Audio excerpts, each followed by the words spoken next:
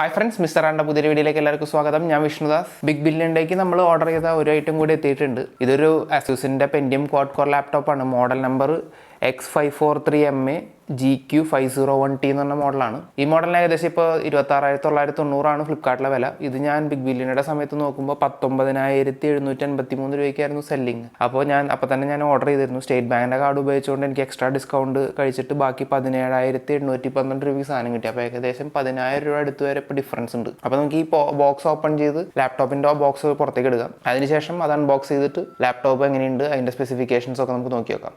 അപ്പോൾ video start ചെയ്യാം.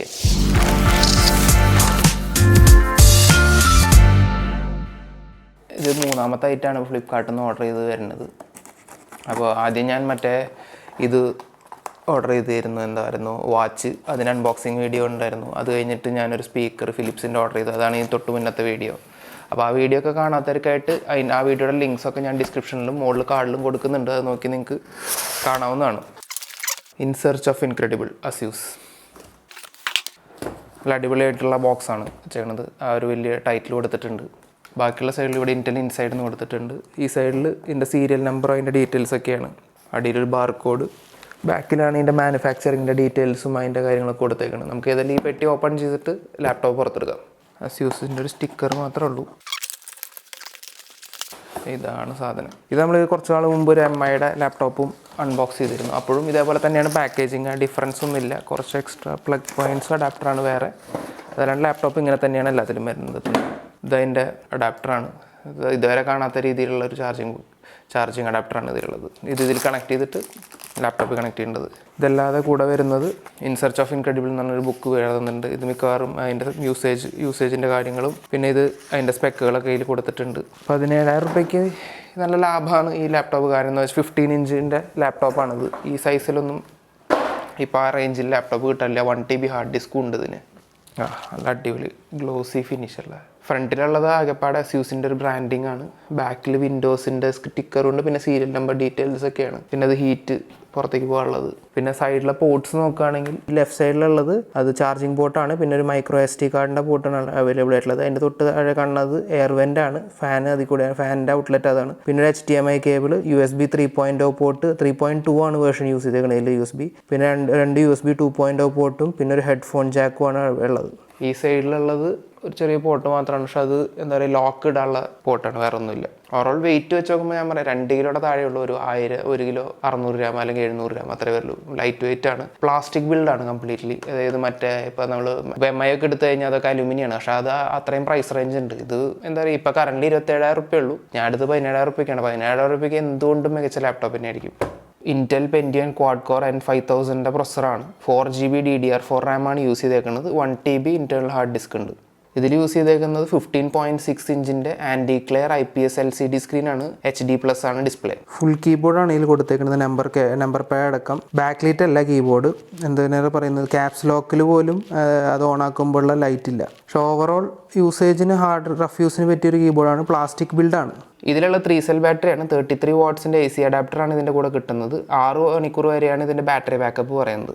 ഇത് യൂസ് ചെയ്തേക്കുന്ന graphic processor Intel integrated UHD 605 എന്ന മോഡലാണ്. ഇതിൽ പ്രീ ഇൻസ്റ്റാൾഡ് ആയിട്ടാണ് വിൻഡോസ് 10 ഹോം എഡിഷൻ 64 ബിറ്റ് വരുന്നുണ്ട്. സ്ക്രീനിൻ്റെ മുകളിൽ തന്നെ വെബ് ക്യാം ഉണ്ട്. VGA വെബ് ക്യാമറയാണ് യൂസ് ചെയ്യുന്നത്. അപ്പോൾ ഒരു ബേസിക് മിനിമൽ ക്വാളിറ്റി ഉണ്ടാവുള്ളൂ. അടുത്ത് തന്നെ അതിൻ്റെ മൈക്രോഫോൺസ് വരുന്നുണ്ട്. നമുക്കിനി ലാപ്ടോപ്പിൻ്റെ പെർഫോമൻസും ബാക്കിയുള്ള കാര്യങ്ങളും നോക്കാം. അതായത് 4K വീഡിയോ പ്ലേ ചെയ്യുന്നുണ്ടോ, പിന്നെ ഫുൾ HD സ്മൂത്തായിട്ട് പ്ലേ ചെയ്യുന്നുണ്ടോ, സ്ക്രീൻ എങ്ങനെയുണ്ട്, നല്ല ഡീറ്റെയിൽസ്, സ്പെക്ക് വൈസുള്ള എല്ലാ ഡീറ്റെയിൽസ് നമുക്ക് നോക്കാം. അതിന് മുമ്പ് നമുക്ക് ലാപ്ടോപ്പ് ഓൺ ആവാൻ എത്ര സമയമുണ്ടെന്ന് നോക്കാം. എത്രത്തോളം ഫാസ്റ്റായിട്ട് ഇത് ബൂട്ട് ആവുന്നുണ്ട് നോക്കാം. അപ്പോൾ ഞാനിത് ഓഫ് ആക്കിയിട്ടുണ്ട്. നമുക്ക് സ്റ്റോപ്പ് വാച്ച് വെച്ചിട്ട് ഇത് എത്രയുണ്ട് നോക്കി നോക്കാം. അങ്ങനെ എത്ര നേരം കൊണ്ട് ബൂട്ടാവും നോക്കി നോക്കാം. 1 2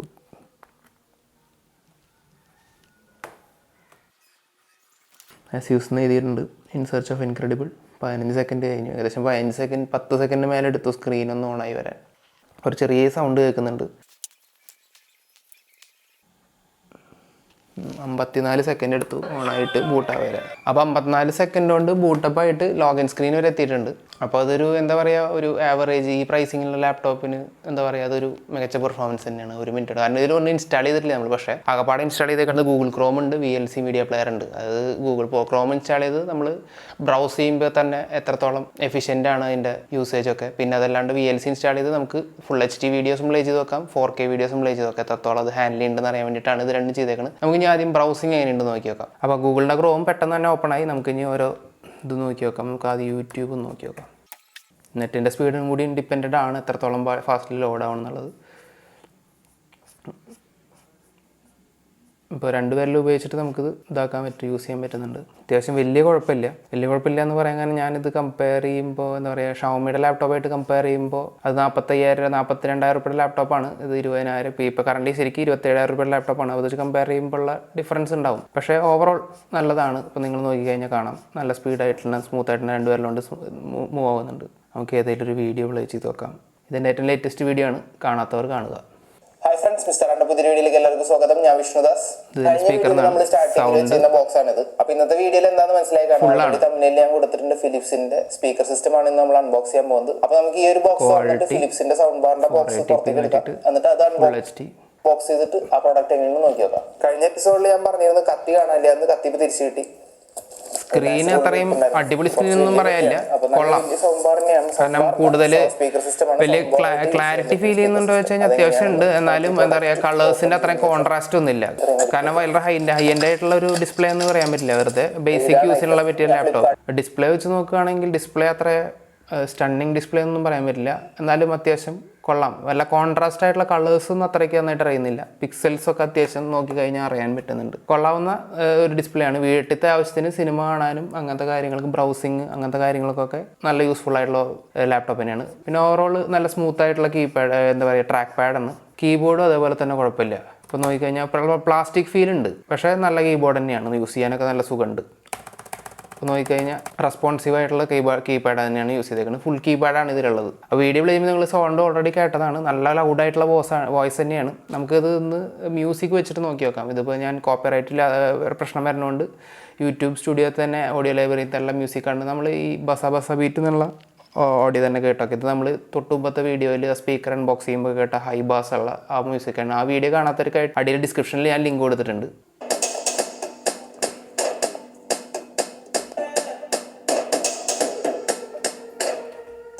ഞാൻ ഇവിടെയാണ് സ്പീക്കർ എന്ന് വിചാരിച്ചത്. ഇവിടെയല്ല സ്പീക്കർ വരുന്നത്.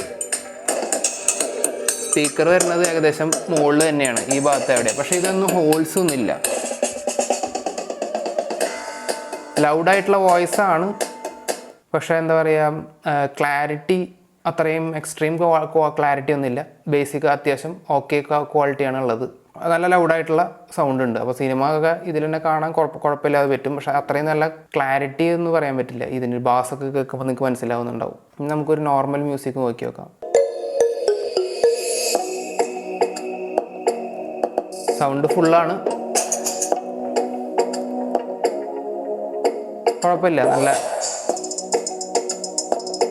കുഴപ്പമില്ല. ഓവറോൾ ഒരു ഓക്കെ സ്പീക്കർ എന്ന് വേണമെങ്കിൽ പറയാം. നല്ല ലൗഡായിട്ടുള്ള വോയിസ് ഉണ്ട്, പക്ഷേ അത്രയും ക്ലാരിറ്റി ഇല്ല.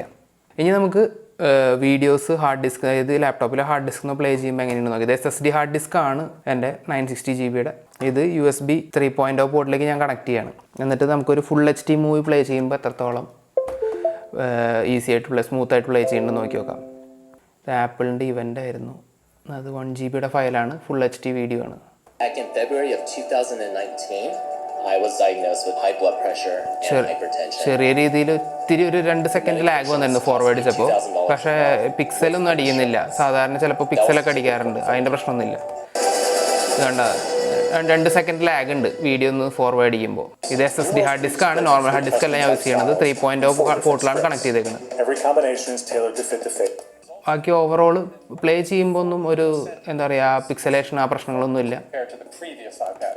ഫുൾ HD വീഡിയോ ഉണ്ട്. നമുക്ക് ഇനി ഒരു 4K വീഡിയോ നോക്കി നോക്കാം. ഇതെൻ്റെ അനിയൻ മണാലി പോയപ്പോൾ എടുത്ത വീഡിയോസാണ്. ഗോപ്രോയിൽ ഷൂട്ട് ചെയ്തതാണ്. 4K ആണ്.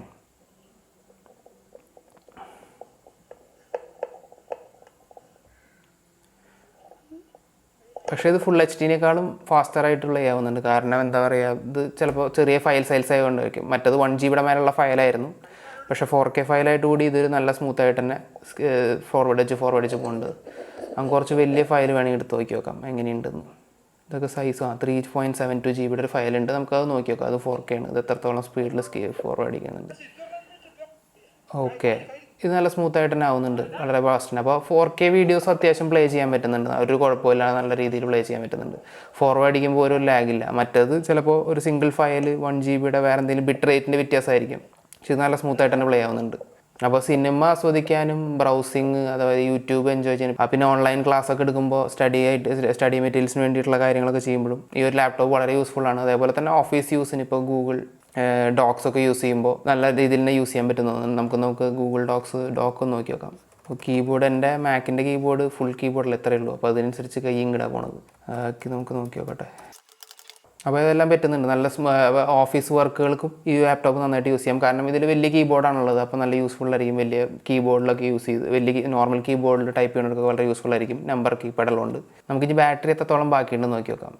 40% ബാറ്ററി ബാക്കിയുണ്ട് കാണിക്കുന്നത്. 1 hour 6 minutes റിമൈനിങ്. അപ്പോൾ 1 മണിക്കൂറും കൂടിയും ഈ ഒരു യൂസിന് പറ്റും. അപ്പോൾ ആവറേജ് യൂസിന് ഇപ്പോൾ നോക്കുകയാണെങ്കിൽ 2-2.5 മണിക്കൂർ, 6 മണിക്കൂറാണ് കമ്പനി അവകാശപ്പെടുന്നത്.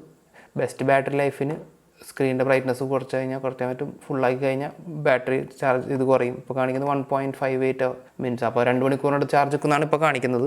അപ്പോൾ നമ്മുടെ യൂസേജ് അനുസരിച്ച് മറിഞ്ഞുകൊണ്ടിരിക്കും. അപ്പോൾ ഏകദേശം ഒരു 3 മണിക്കൂർ 4 മണിക്കൂർ സിനിമയ്ക്ക് കാണുകയാണെങ്കിൽ ഒരു 4 മണിക്കൂർ ഈസി ആയിട്ട് കിട്ടുമെന്ന് വിചാരിക്കുന്നു. അത് ഹെഡ്സെറ്റ് ആണെങ്കിൽ കുറച്ചുകൂടി കൂടുതൽ കിട്ടും.